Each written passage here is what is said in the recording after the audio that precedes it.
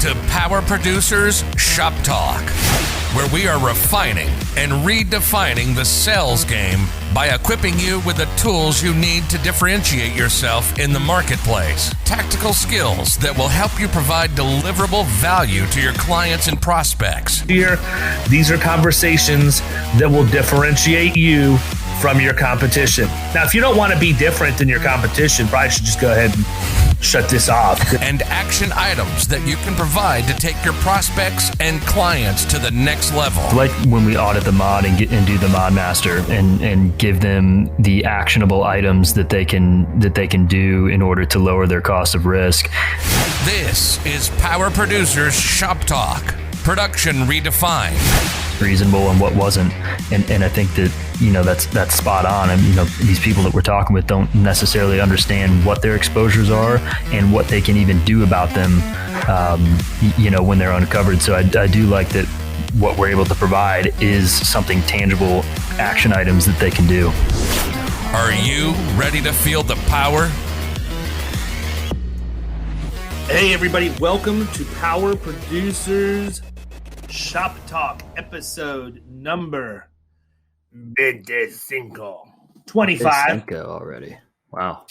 We're rolling Cruising. through them, Yeah. man. We are rolling through them today.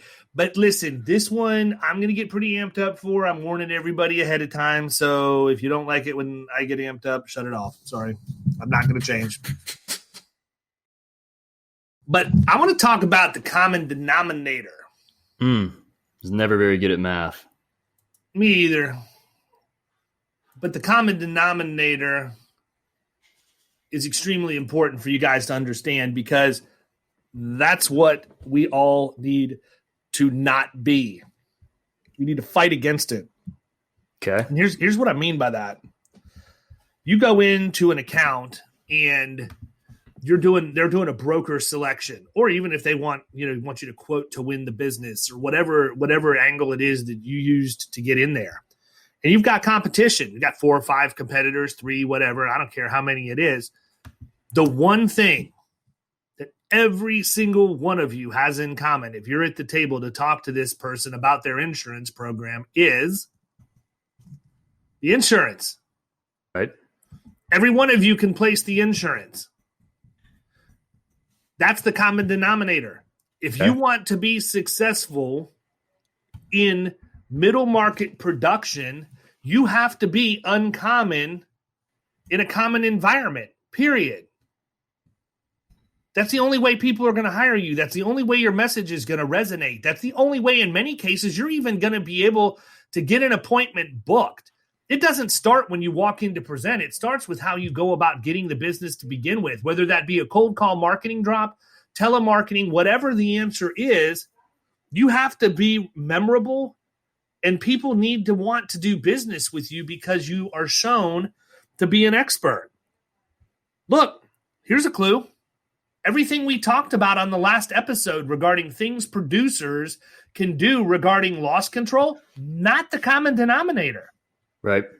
Those are the exact types of things I'm talking about. When you go out and you visit these accounts, that's what you need to do. Here's one. Here's a fun one that'll lighten up the mood for everybody, right? How many times do you schedule a first appointment to go out and talk about somebody's business and actually send them a copy of a proposed agenda before you ever do it? Not often. How many times does that happen? I don't know that I've ever gone on a new business call for a middle market account that I'm responsible for, that I haven't sent that decision maker my proposed agenda ahead of time and said, hey, tell me what you think. Is there anything on here that I'm missing? Is there anything on here that you don't want to talk about? What would you add? Do me a favor. Please feel free to give me feedback and send it back. I'd like to have this finalized because both of our time is valuable, and I want to make sure that we're getting the most out of it while we're together. Yeah, so I think that does a couple things. It empowers them. Number one, helps them feel like they're in control, and decision makers, need that and are used to that. And it also gets you on the same page, but on the same side of the table. versus going back and forth in a negotiation type thing, which is often how those meetings in the middle market can turn. So I think that's, and again, that's something easy, right? Like a lot of the stuff we talk about is, it is easy stuff to do, but it's things that are, maybe a little bit outside of the box or require a little bit of extra effort, but none of it's hard. Like, I mean, how hard is it to draft up an agenda, saying, here are the things that I think are important that we talk about. Is there anything else that you'd like to talk about? Anything I missed or anything you don't want to talk about? Yeah, that's it. And guess what? It's an easy way to start the meeting when you get there. Hey, yeah. I really appreciate you taking a minute to review the agenda. The stuff that you added is absolutely perfect. I'm glad you brought that up, and let's go ahead and get this thing cranked up. That's it. There's no easy lead in. There's no awkward start to the meeting where you're building awkward rapport and trying to figure out how you can start talking about their risk and their insurance. Yeah, I played a little ball in college. Yeah, yeah, probably be in the pros if it didn't blow out my knee. Yeah, I mean, seriously, that's the kind of crap they're used to hearing, but right. That's a big one. Another one is understanding, as you're listening to what they have to say and understanding what you have in terms of resources in your agency to solve those problems, right? So here's one of the things. I was on the Be Atomic podcast last week or the week before. I don't remember when it was, but one of the questions they asked, or one of the points that I mentioned, and I don't want to regurgitate something I've already talked about, but I think it's important that everybody understands it. It's a place where I feel like as agencies, we blow it. And that is technology. So many agents, I was talking to a guy this morning and said, if you drew a line down a legal pad, if you asked in one of the agency owners forums that's out there, if you ask them, what they think about HubSpot, for example, too expensive, doesn't work, didn't do what we thought it would, or greatest tool ever, improved our efficiency, made us more profitable. If you listed everybody on the left side that had something negative to say and everybody on the right side that had something positive to say, and then go and research each of their agencies and put the revenue that each one of them does, guess what? The people who run multi-million-dollar agencies are on the right side of the page, and the ones who are running $500,000 and less in revenue are over on the other side of the page. And here's the deal, people. You have to look at technology exactly as what it is. It's an investment, period. It's not an expense. An expense is not something that's going to give you a return, but an investment does. That money just doesn't go and evaporate into the wind when I write my check for HubSpot every month. It actually works and does things to drive revenue into the agency and help us operate more efficiently with those tasks that we're doing inside the agency. And that's a huge, huge differentiator. It's a great way for you to talk about things that are different between you and other people coming in. That's, again, not the common denominator. I mean, how powerful is it to go in and talk to somebody? You're going in and you're talking to them about workers' compensation. And in our case, many times the experience mod is well above 1. Listen, I'm glad you took the time to meet with me today. Obviously, you can see that the number one agenda item I wanted to discuss with you is your upcoming experience mod. As you know, we just got the notification that the preliminary mod has come out.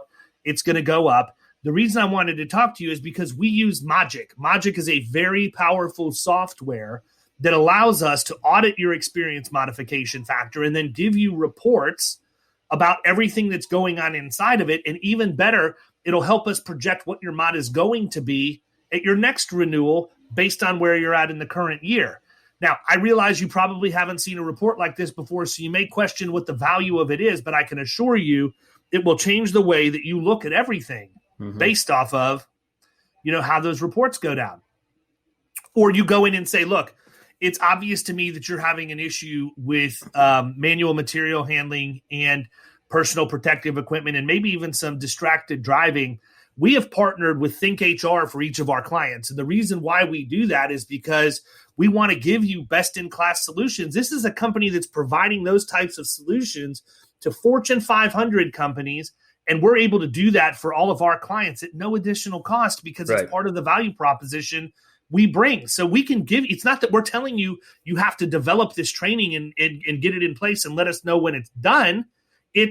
We're going to provide that for you. We're going to help you create the learning track for all of your people. So it's completely customized to your organization, and we're going to go from there. Yeah. And it's a cost that they're already paying for within their insurance premiums. And I mean, think about the companies that pay for that, those type of programs, outside of that, like, who are having to develop fleet safety or distracted driving, stuff, or, all of that. That stuff is not cheap, right? I mean, you bring somebody in to develop that for you, you're talking thousands and thousands of dollars, right? You're talking about more for them to develop that couple of things at one business than what we pay to have that service available to 100% of our clients. Exactly. For an entire year. And I'll tell you the other one that's good. I mean, and I don't want to sit here and make this podcast about Think HR. It couldn't be further from the truth. But I have been very impressed with their 1-800 number that people can call and get HR advice from. Yeah. I've already had several clients use that were in precarious situations regarding an injured worker that was released to come back for work but hadn't come back to work yet, and they wanted to let him go. And I'm like, I ain't giving you that advice. Right, exactly. Because and that happens to me all the time too. And I haven't been at it as long as you. So there's shit that people ask me. I'm like, dude, I don't know.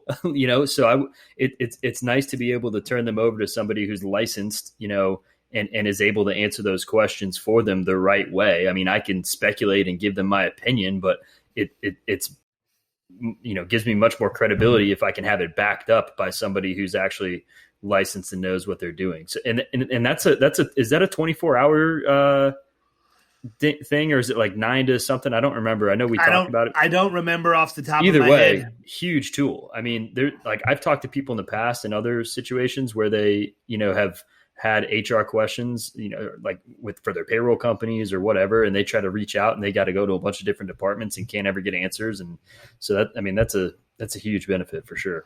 I think part of the place too, where we fall down though, all of us and us included, is, we have these tools and we talk about them at the point of sale, and then we're horrible at making sure our clients are actually adopting them. I think that's one of the areas where HubSpot has helped us a little bit, because we're, doing some automations around introducing these things via email with video to our clients to let them know, here's what we have available for you. Here's how you use it. And I mean, it's been a big change in terms of how many do and how many don't. But I mean, you can even go to a completely different level with that. Look at some of the resources that these carriers provide just for having a policy with them. Years ago, Chubb valued Chubb Works, which is their, online system that revolves around management liability, specifically EPLI, like $8,000. And if you bought your EPLI through Chubb, you automatically got access to Chubb Works. Well, why wouldn't I be able to sell a $2,500 EPL product knowing that they're getting at least $8,000 worth of value out it right out of the box? Right. And so there's a lot of things out there. And that's what I would challenge people to do, is when you're sitting here looking at what everybody else is going to do, you have to figure out how you project they're going to interact with that prospect. Mm-hmm. And then you got to figure out what you're going to do to take your game to the next level. That's one of the cool parts for me. That's one of the most fun things that I have dealing with the people inside Killing Commercial, is because these guys are going on, because we have so many people in the program at this point across the country. There's people that are going on appointments every day, and I'm getting to spend like 20, 30 minutes on the Zoom meeting or whatever else saying, I would do this, I would do this, I would do this. I mean, I just had 2 in the last 2 days, both closed the biggest accounts they'd ever written, over $250,000 in premium each. Awesome. And it was just basic stuff. Right. For me, just because I'm used to doing it, not because I'm some brainiac, but because I've been doing it for 17 years. Mm-hmm. These are the things that I look at. These are and that's the whole thing. Again, I go back to something else. If you want to be uncommon, you need to start changing your perspective and how you look at things. And it goes to something I've talked about in one of the videos and blog posts I've done in the past about learning from your wins. I'm so sick and tired of hearing everybody talk about failing forward and learning from defeat. Losing sucks, people. Yeah, it's lame. I don't want to learn from it. I don't ever want to do it. And for me to learn from it means it had to have happened. Mm-hmm. Here's a different paradigm shift.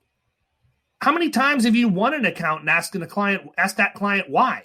Yeah. Why did you hire me? What was it that I said? What differentiated my firm from everybody else that you talked to that made you decide I was the right one for you to hire? Mm-hmm. I'd like to know that information because I need to replicate that when I go other places. So many times we learn from failure, but we never learn from winning. And you can learn a lot of valuable lessons when you win too. That's a really good point. And I think so many times we're just so focused on winning that once it happens, we're just like, yes, right. And we forget to do that. Just like we forget to ask for, current clients for referrals, like, who else they know that would be able to benefit. It's the same thing. I think we just get to that point where we're trying to cross the finish line. And once we finally do, then we're able to, kind of take our victory lap. But I think part of that victory lap definitely needs to be figuring out what led to that victory. Yeah, because it may not be what we think it was. Totally. Right. Yeah, absolutely. I mean, I could go in and think it's because all this talk that I did about, the mod analysis with Logic or whatever, but it could be something completely different. Yeah, it might be. No, actually what had me excited about you is you're the first producer who's ever come in and asked me why I had cords on my floor and told me to shut the electrical box door. I mean, but seriously, it blows my mind. And I do think that we need to know that because, again, if you want to consistently win, it's just like, it doesn't matter. Look, I'm going to lay myself on the sword right now. You can just have your way with me. But it's like having a good golf game, man. You have to go to the range. You have to figure out what works. You have to do it every day. You have to replicate it. And over time, your swing improves. You get better. Your handicap drops. But you have to keep looking at, okay, I just hit that thing 280 yards straight as an arrow. What did I do that time that I didn't do all the other times? And can I replicate that? Maybe I can. Maybe I can't. Didn't have a bunch of psychopathic swing thoughts in my head standing over the ball this time.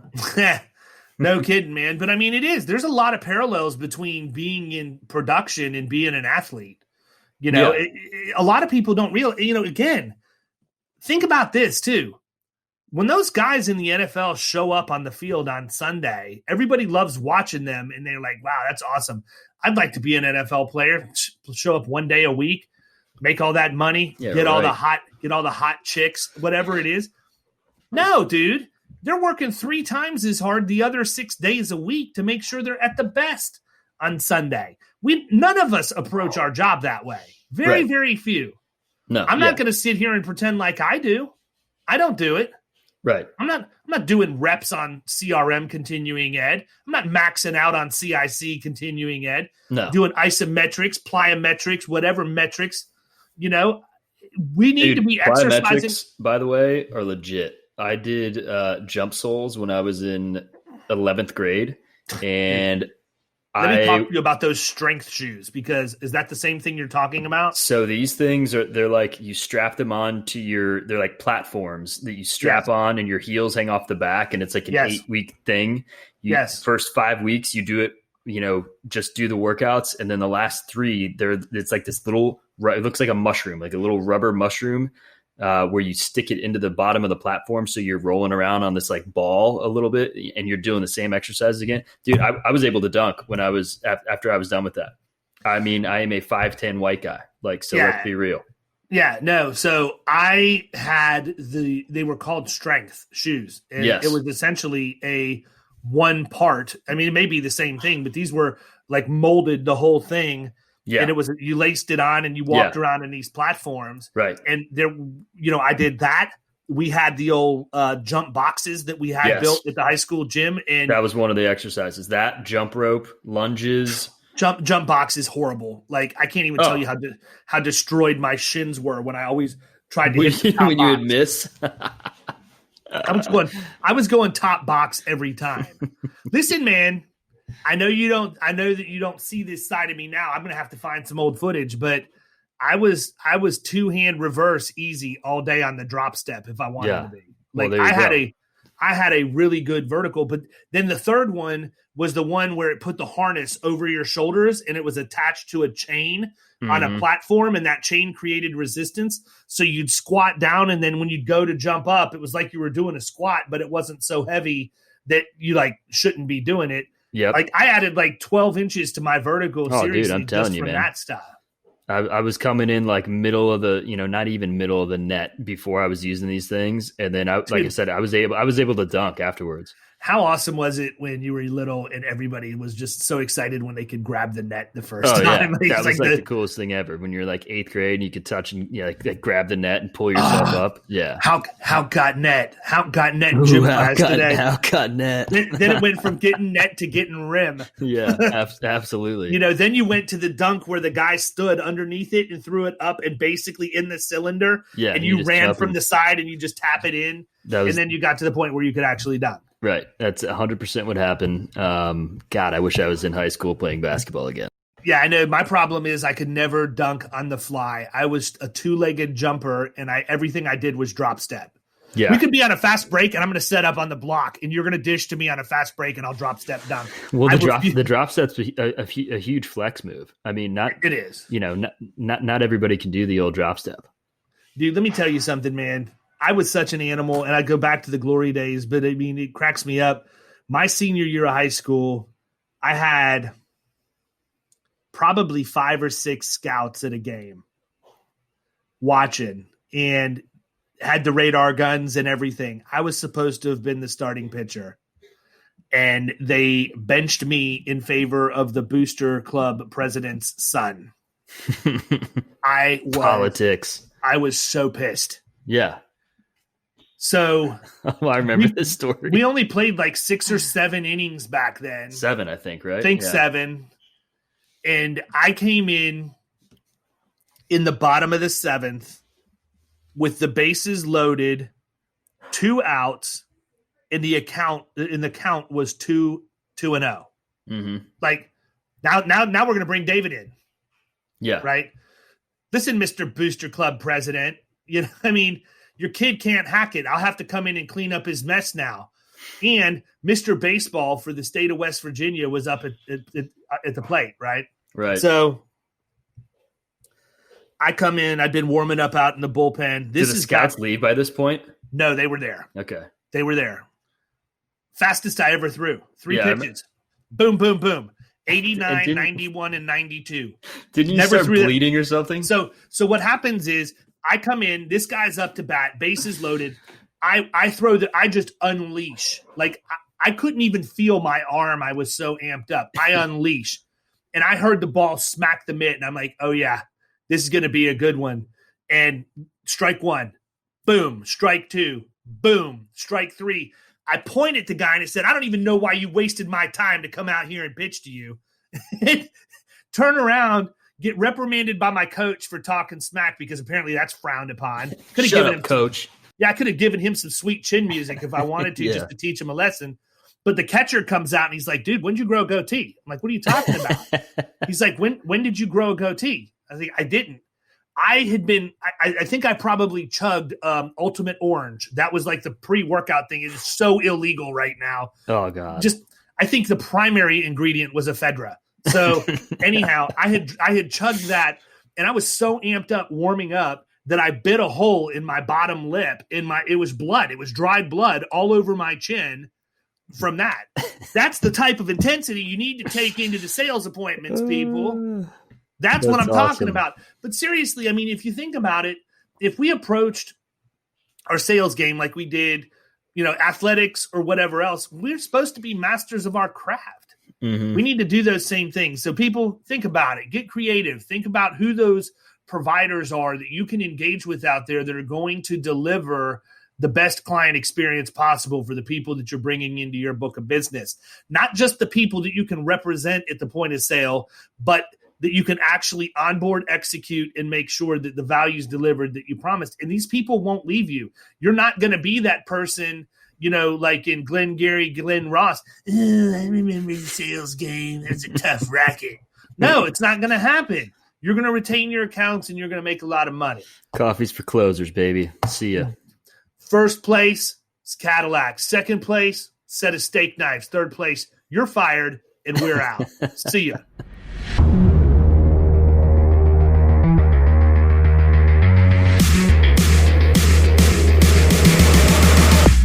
You've been listening to Power Producers Shop Talk. You can follow us at the Power Producers Podcast on Facebook and Instagram. And if you want to take your game to the next level, check out our commercial insurance training course at killingcommercial.com or visit Amazon to pick up a copy of our international best-selling book, The Extra 2 Minutes.